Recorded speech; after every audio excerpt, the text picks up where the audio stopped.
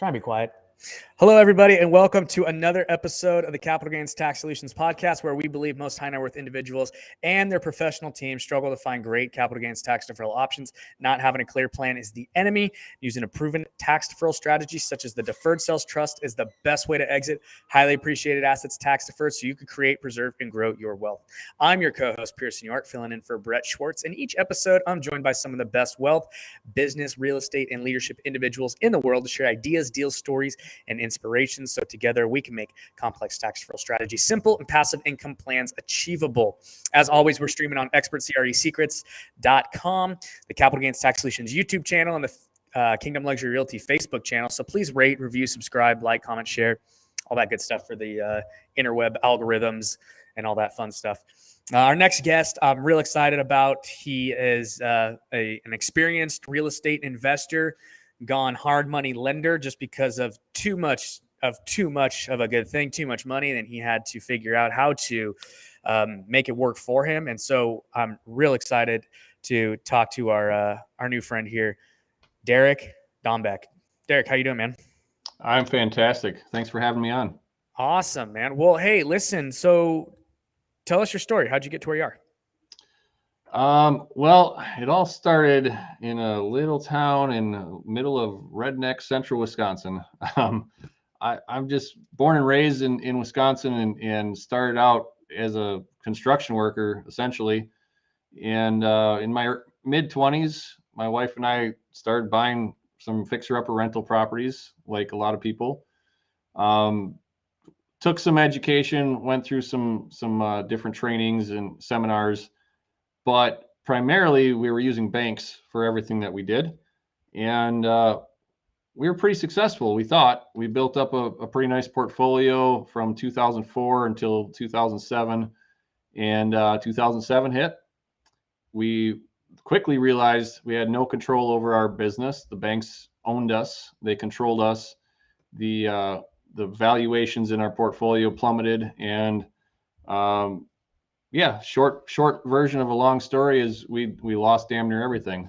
And we had two options: either quit or get creative, learn how to do different deal structuring. And that led us to having to learn how to negotiate and talk to people. I feel differently than most. And when we got through the turmoil, we were starting to build back. And I met my current business partner about 10, 11 years ago.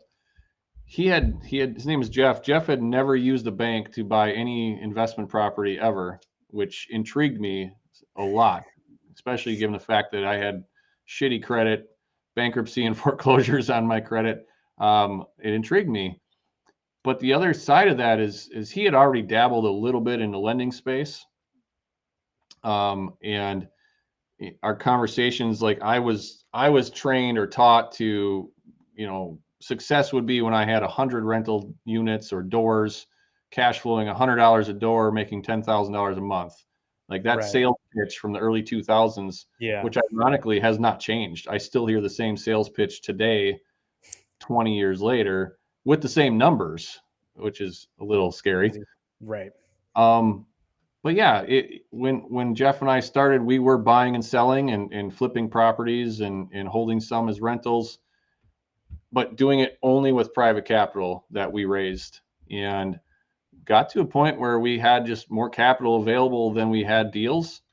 And we had embraced our position in the local market as being leaders and educators. So we had people that had money, we had people that needed money, and we started facilitating or playing monkey in the middle to put loans together as kind of a side gig back then. But that parlayed into what is today 20 to 25 loans going out the door a month, and several $1 million a month in loans, all still with private capital. We do not use any institutions. I'll never say I'll never do it, but right now I don't foresee it. I much rather deal with a person than a hedge fund or an institution or somebody that can, take and wipe us out if they decide to. Absolutely. Awesome. Okay. So, interesting story, a lot to dive in there and unpack. But first, what are one or two strengths or spiritual gifts that you have that have led you to be successful today? Um, I think my business partner and I, we have very different backgrounds as far as, I was a construction worker, he was IT, but where we came together and we focus on with our staff as well is um, the ethics and the morals and everything literally is done to help the client, the customer, the home seller, the home buyer, whatever it is. We'd never focus on us. And I feel like that's pretty rare. I mean, people can say that, but to actually live it and do it are two different things. We've got the track record, and Totally. I always want to have that individual's, you know, their their goals at heart. Yeah. Awesome. So putting the client first truly is really where you guys excel. Awesome. All right. Let's get into this whole idea of private lending versus institutional lending and why it's so much better to go private, or is it better? It seems you guys seem to think so. So let's make the case. So the case would be I can talk to you if you're my private investor and the markets shift.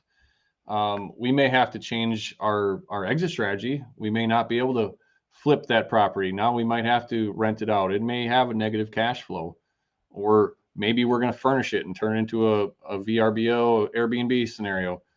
But I can have that conversation with a private individual. I can't. I can try and have that conversation with an institution. A lot of hard money lenders, in fact, they'll sell your loan before the ink is even dry. And if they do a 6-month, 12-month loan and they sell it off to Wall Street or to a hedge fund, and you run into a problem with your project, and there's many, many problems that pop up, right? Contractor issues, supply shortages, market changes, it doesn't sell. Once they've sold that paper, there's nobody for you to talk to at that institution that's going to really care, and you're going to get notified with a foreclosure filing, and you're going to lose the property. So Yep. to me, now institutions clearly can get you better interest rates. And if you're shopping based on rates, I don't even try and compete. If you're shopping based on customer service and somebody that wants to work with you as a team member more than your superior who looks down their nose at you across from their fancy oak desk, I'm a little biased because I got my ass kicked, and I don't blame the banking industry. I blame myself. I didn't educate myself. So it's not the banking industry at all.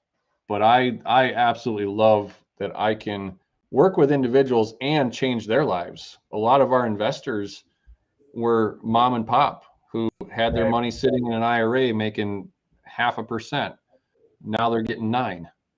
So Right. we've been able to change a lot of people's lives in that regard. Yeah, interesting. So one of the questions that I think kind of consistently like pops up with someone who's either got, looking for like a new investor, or someone who's even been in for a long time that doesn't have a relationship with a private lender. Oh, from a lender's perspective, right? What do you guys look for people to partner with, where we can get those terms, maybe get those a little bit lower, build that relationship that really can help to kind of vertically integrate the lending side of the real estate investment with our business models. So you're talking about the borrower, right? What they can do. Right. Okay. So it's always the same story from the borrower. They never want to take responsibility for anything that goes wrong in the project. So what I see sets somebody apart is when they come to us and say, you know what, Derek, Jeff, this project went sideways. We contractor ran off with the money. The house was broken into and all the material was stolen. All of these things, if they come up and they say, I have a plan and this is how we're going to remedy the situation, that sets them apart from the person that says, feel sorry for me. All this stuff happened and it's not my fault. So I'm good. Now, the next time that person comes back to us for a loan that tried blaming the rest of the world versus the one that took responsibility, shit happens to all of us on projects all the time. It's so to me, it's that integrity. It's how do they handle the negatives? We in our company, we have a no assholes policy. That's literally how it's written in our employee manual. And it's there for our investors. I'm always raising capital. I always want to raise capital. I don't want to deal with somebody that's going to be hard to deal with. If we're lending money, I don't want to lend to somebody that's going to be hard to deal with because there are going to be challenges. That is the nature of our business. So if they're going to stop answering the phone, stop interacting with us at all, hide, anything like that, as a listener to your show, this is not what a lender wants you to do. And that seems like it's common sense, but yet many people do that. They don't take responsibility for their actions, whether it was their fault or not, doesn't matter. You're the person that signed on the dotted line for that loan, for that interaction. You are ultimately responsible, and you gotta do what you gotta do. So take ownership. That sets them apart. Take ownership for sure. Take ownership. Have a plan when things go sideways, because they will. How about getting to that point, right? Like, I'll see a lot of people try and get loans. They don't have maybe the best credit. They don't have, I don't know. I'll deal with this a lot as a someone who like sells property, right? Mm-hmm. People say they've been in business for 30 years, right? And then their REO schedule looks like they have 4 properties over these 30 years, right? How do you put together a compelling package that kind of seamlessly flows through the underwriting situation for you guys? When we have people approach us that have no experience or little experience, because we do have criteria that says you have to have experience, but everybody needs to start somewhere. So we will take it upon ourselves in our lending area of Wisconsin to partner them with a mentor or somebody that, and we don't care how they do the partnership, like if they're going to actually split proceeds or if we're, just going to just help each other out. But we want to see this newer person being advised by somebody that's got experience, that somebody that we know has experience.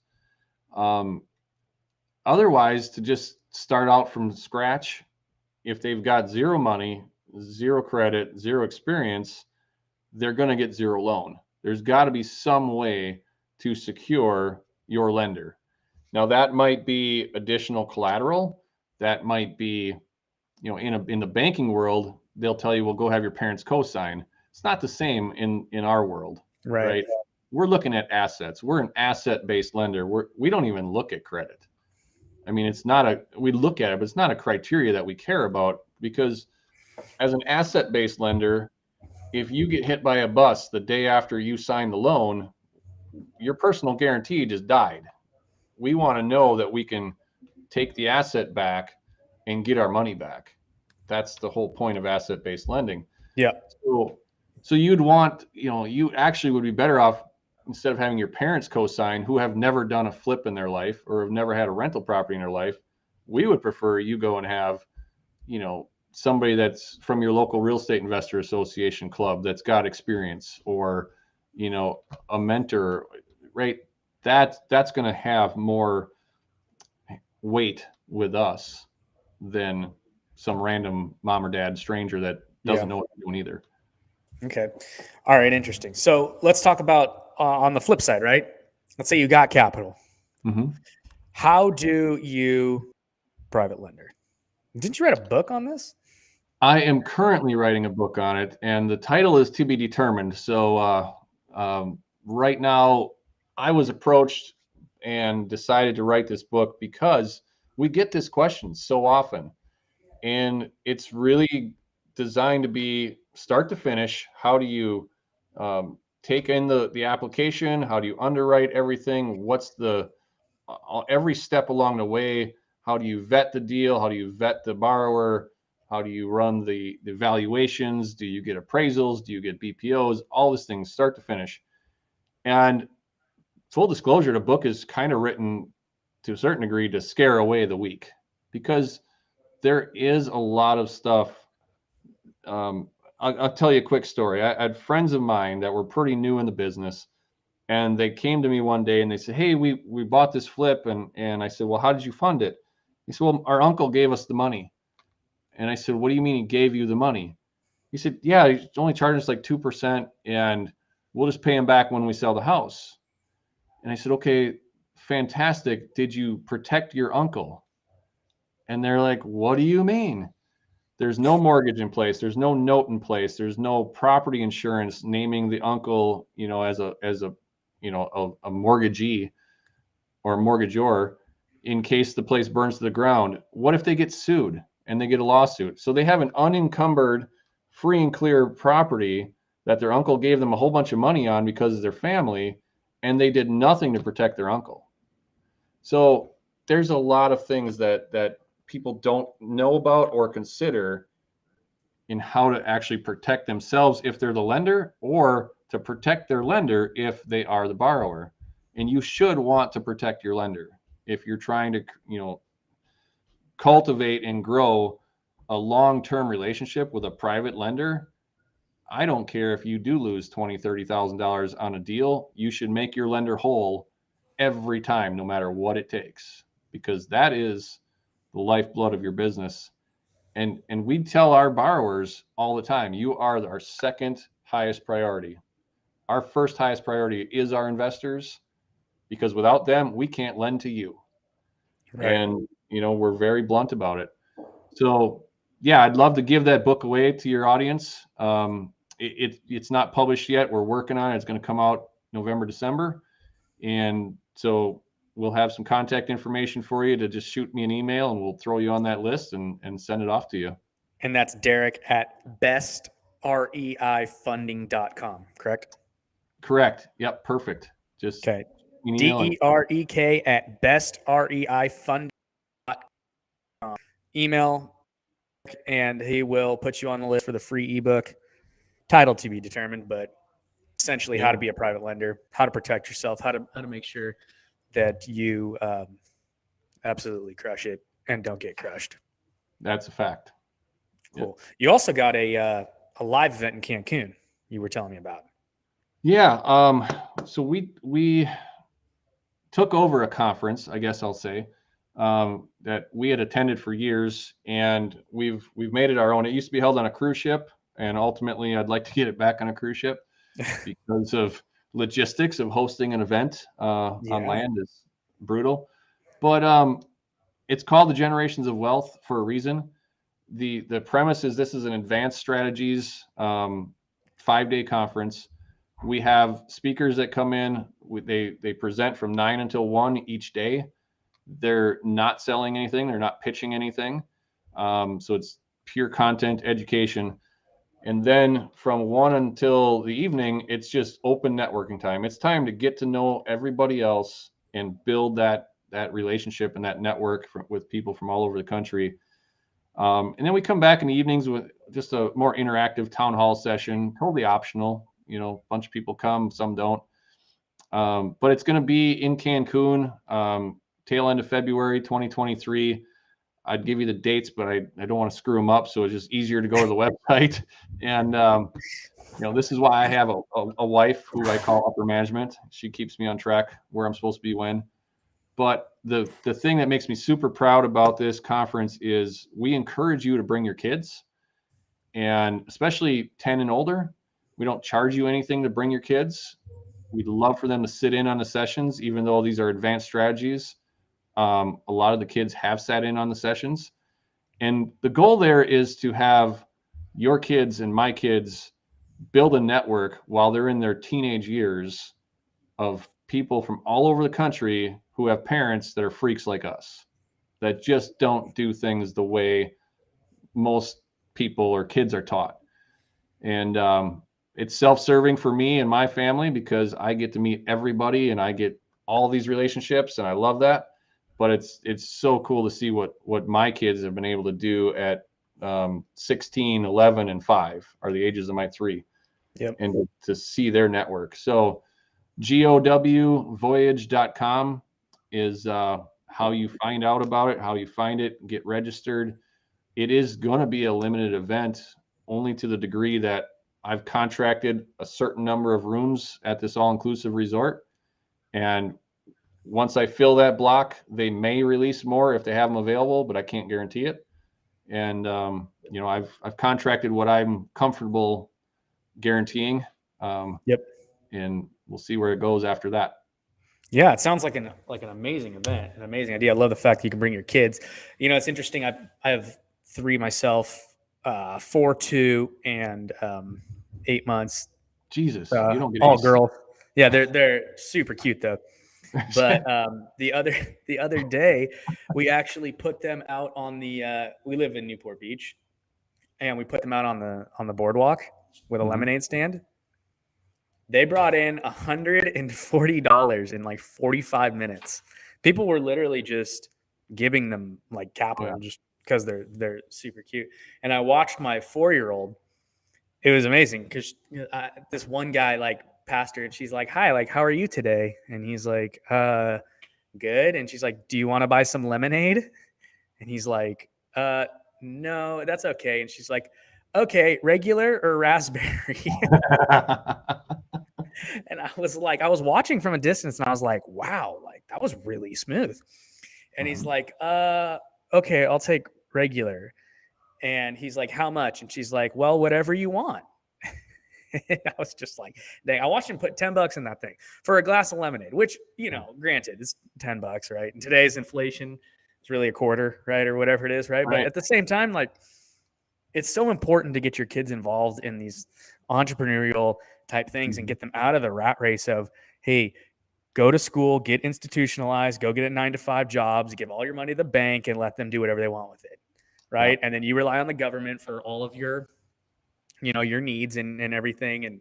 And they're going to take care of you instead of this idea of, hey, let's go out and let's find private capital, right? Let's get creative. Let's use infinite banking strategies. Let's use strategies like the deferred sales trust to defer your tax, right? And then reinvest those funds when it makes sense. Let's give you the control of the timing, right? Let's give you in control of the asset class you reinvest into. And so it's like all of these different like aspects and advanced strategies. I think it's brilliant. So I'm actually going to go check that out.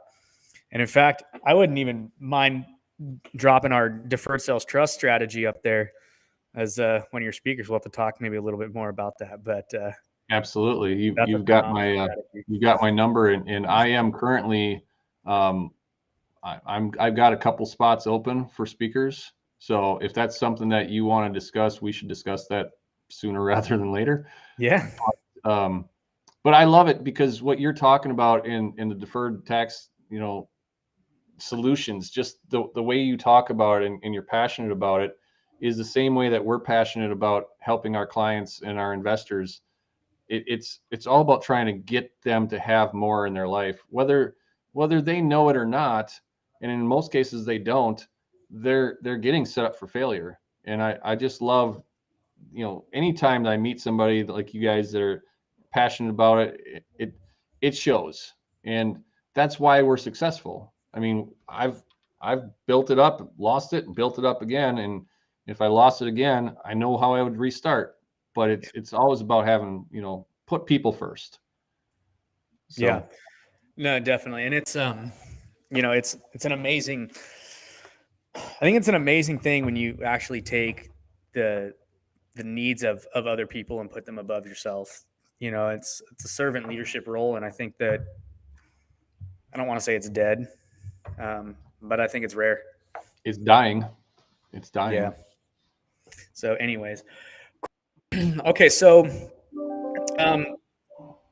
just a few more things, and I know we're coming up on our time here, so we'll make sure to get you out of here on time, but I want to get you into the lightning round.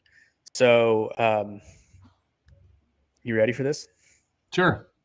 All right. So, what is your favorite leadership quote? Oh, I should have studied for this lightning round. My favorite leadership quote would be an unknown quote.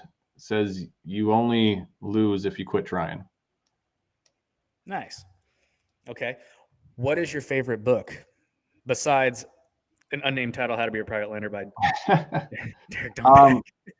I'm passionate about talking to people, negotiating with people. I love Orrin Claff's book, Pitch Anything, and his follow-up book is equally Flip as the good. Script. Flip the Script. You Great book. should listen to or read Pitch Anything before you read the other one. Don't go the other way around.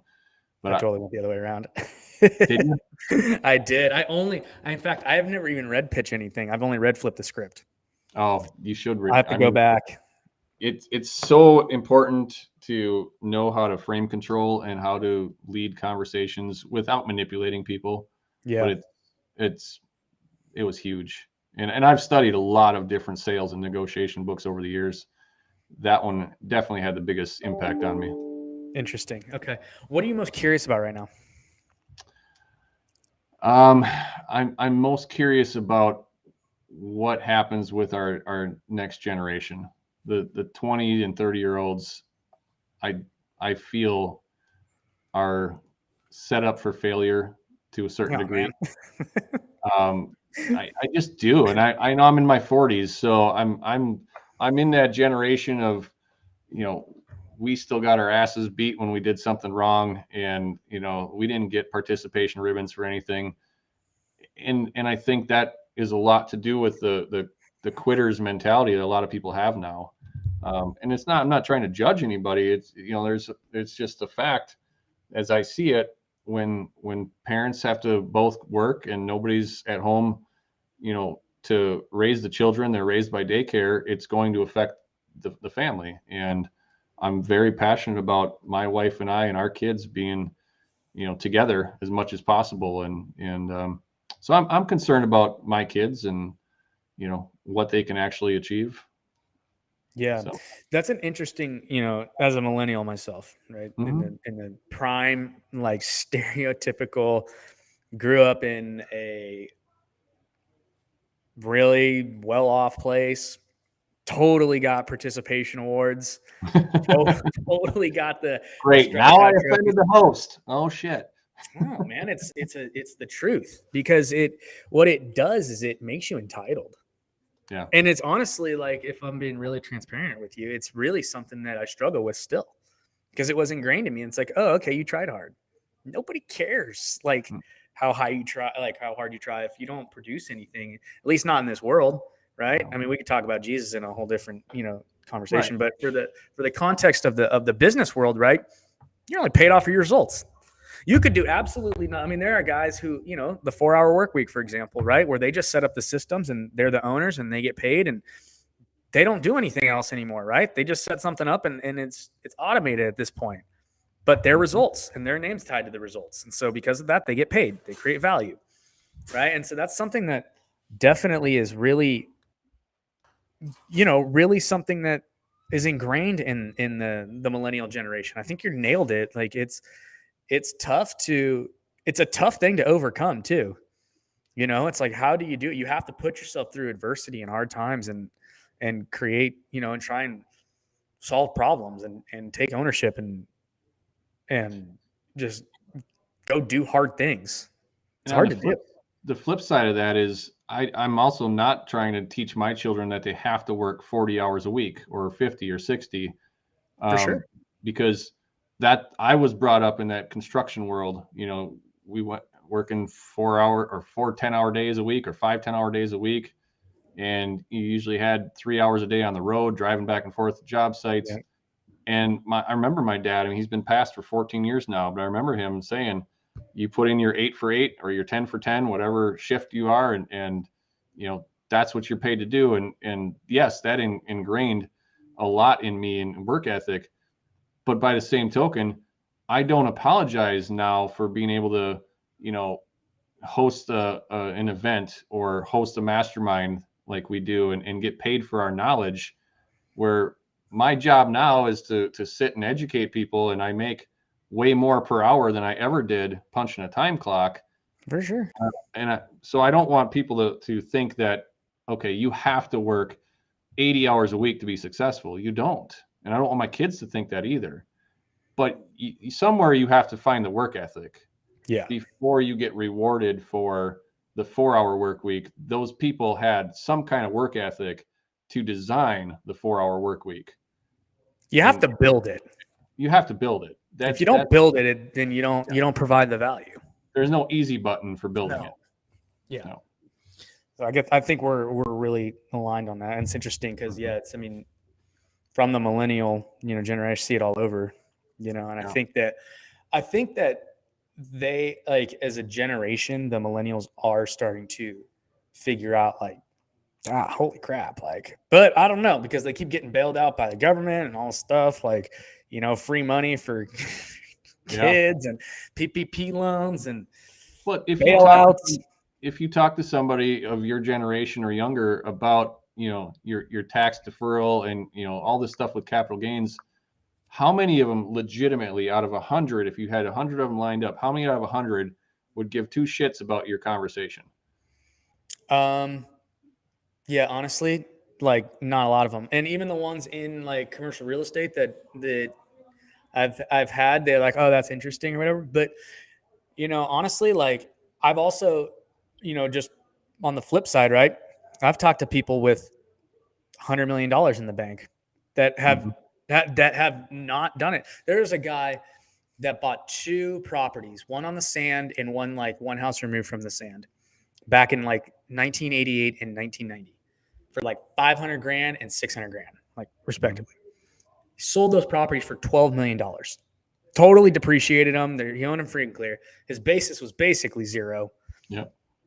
That was almost a $4 million tax out here in California. You got the 13% state tax, right? Plus you're like almost for all intents and purposes, 3.5%, 3.2% for Obamacare, right? And then you have your 20% federal, right, for your long-term cap play, maybe 25% for the depreciation recapture, right? But $4 million, for the tax. That $4 million could have been taken. It could have been put into any sort of investments you want, earning a return. Mm-hmm. I mean, he would have made an extra, almost $150,000 a month if he would have done that. Yeah. Instead. Absolutely. But, he hadn't heard of it before.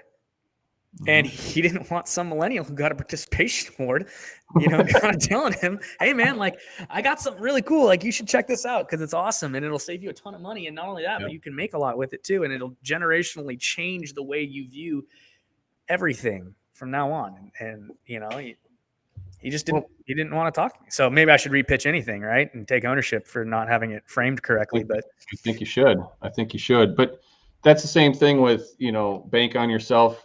And, using life insurance policies, all these things, everybody needs to get to wherever they need to in their life or their investing career to want to hear it. Because I've been hearing about it for many years, a lot of these strategies. I didn't always implement them because I got caught up in the noise of other stuff, right? But now, of course, we kick ourselves in the head. Why didn't we do this sooner? Hindsight is always, the 2020, but at least we do it at some point. Now I'm in the process of getting life insurance policies in all of my kids for for that type of bank on yourself mentality and to protect it.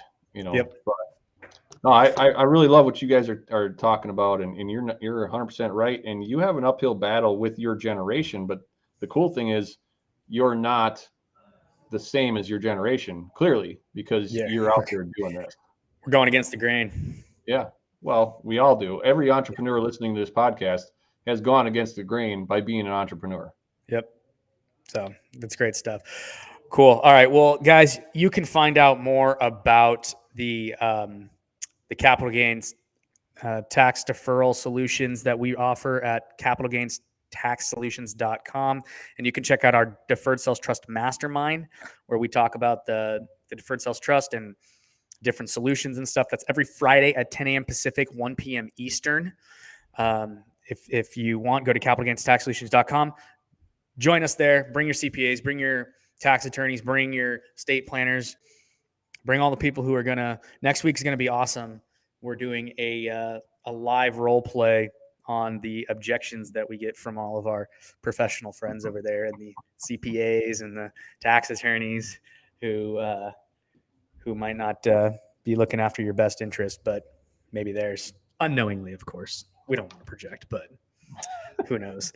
So check that out, and definitely go to bestreifunding.com to check out more about Derek Dombeck's Best REI Funding. If you need a hard money loan in Wisconsin, he's probably got a lot of real estate experience over there that we didn't even touch on that you could pick his brain about, I'm sure.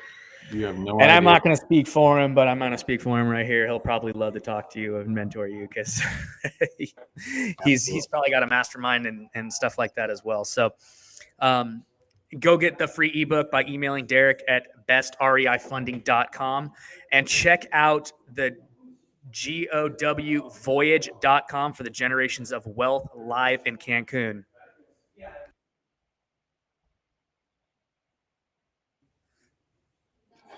Any other questions? It's awesome when people walk in, isn't it? It's just like so. Okay.